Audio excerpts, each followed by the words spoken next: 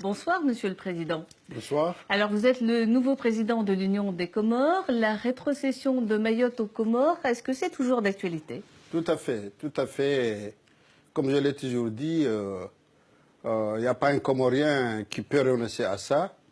Et notre vœu le plus cher, c'est qu'on puisse le plus tôt possible trouver un terrain d'entente, une solution à ce contentieux, effectivement, qui passera par un dialogue sincère et franc entre la France et nous, bien sûr, sans oublier nos frères de Mayotte qui sont concernés par le problème. Vous avez vu donc François Hollande, vous en avez parlé avec lui, il vous a dit oui, parce que c'est un peu compliqué là maintenant que Mayotte est département français. Tout à fait, en tout cas on a parlé, c'est pas la première fois, j'ai eu la chance de rencontrer le président Chirac, on en a parlé. Avec le président Hollande, effectivement, je sais ce qui se passe en France, mais le problème est là. Le droit international nous accepte que Mayotte nous appartient. L'ONU a reconnu. L'ONU a reconnu et toutes les organisations internationales. Et comme la France, c'est un des défenseurs du droit international, effectivement, on comprend un peu le gêne. Mais on sait que tout problème a une solution. Et j'ose espérer qu'avec nos amis français, nos frères français qui en sont loin maintenant, on peut trouver une solution qui réponde aux intérêts des deux pays et puis aussi qui permette à ce que cet archipel puisse retrouver son unité et vivre et prendre le chemin du statut de développement économique. Azali Assoumani, vous demandez également la rétrocession des îles Glorieuses qui appartiennent aussi à la France. Pourquoi? Là aussi, il y a un enjeu stratégique, géopolitique dans l'océan Indien?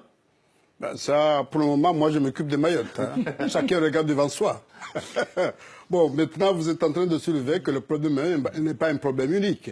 Ça veut dire que nous, on n'est pas un peu on n'est pas en retard pour demander cette affaire-là, parce que vous voyez, les problèmes, ça remonte. Mais je pense que les événements qui sont passés dernièrement à Mayotte doivent nous interpeller tous, qu'effectivement, ça s'est passé comme ça, bon an, mal an, qu'est-ce qu'on a fait pour les maîtriser? Mais avec le temps, des problèmes pareils peuvent s'avoir. Donc, ça doit nous inspirer, ça doit nous apprendre pour qu'on trouve une solution judicieuse à ce problème-là. Puisque les Mahorais, ce sont nos frères, personne ne peut le contester. Tout nous lie avec les Mahorais, le sang, la religion, tout, la culture. Donc aujourd'hui, on peut être ensemble avec les Mahorais et puis déterminer les intérêts des uns et des autres par rapport à notre partenaire français pour qu'on trouve la cohésion et aller de l'avant. Et trouver la cohésion, ça passe par le développement des Comores. Vous en avez parlé avec donc le président de la République de la France, François Hollande. Il s'est engagé à vous aider à développer les Comores. Et qu'est-ce que vous avez en contrepartie? Il vous a demandé une contrepartie. Ça se base sur quoi cet accord? C'est un accord tout à fait normal. On se souvient que le président Hollande, c'est un président normal. Hein? Donc c'est tout à fait normal, puisque depuis l'indépendance, malgré ce contentieux, mais la France a toujours une coopération avec les Comores. Il y a toujours une ambassade de France à Moroni, comme une ambassade de Comores à Paris. Donc ce contentieux-là ne nous empêche pas de coopérer, d'aller de l'avant. Et la France, à un moment donné, était le premier partenaire des Comores en matière de contribution au développement du pays.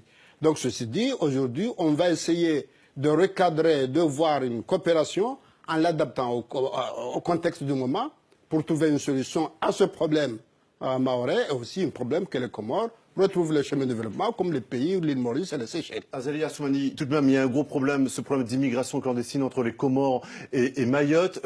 Chaque semaine, des dizaines de Comoriens tentent de traverser l'océan Indien à bord de ce qu'on appelle les kwassa-kwassa, ces embarcations clandestines. Est-ce que vous, en tant que président de l'Union des Comores, vous n'avez pas une responsabilité dans ce drame?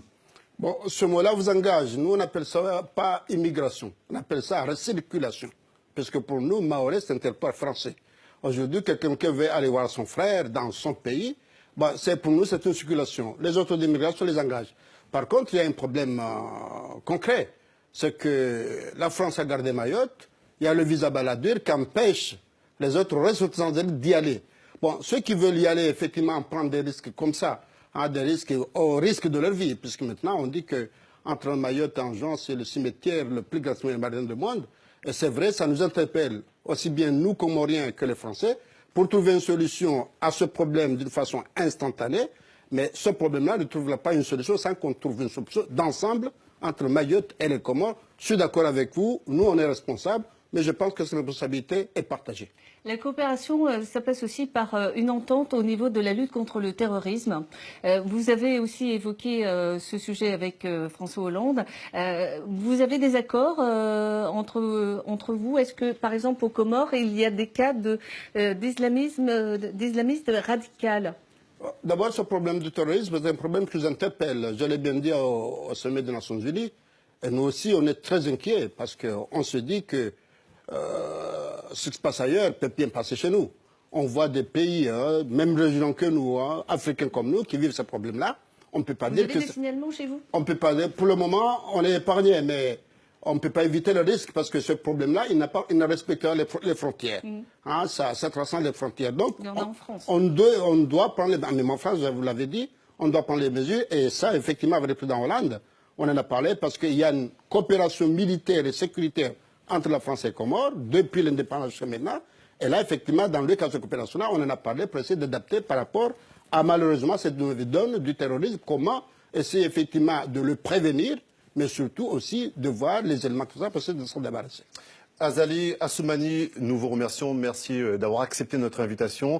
Vous êtes donc le nouveau président de l'Union des Comores et je rappelle que justement vous parlez de votre archipel dans ce livre « Quand j'étais président », un livre d'entretien avec Charles Onana aux éditions du Boiris. Merci à vous. Merci d'être venu ce soir ici même sur François.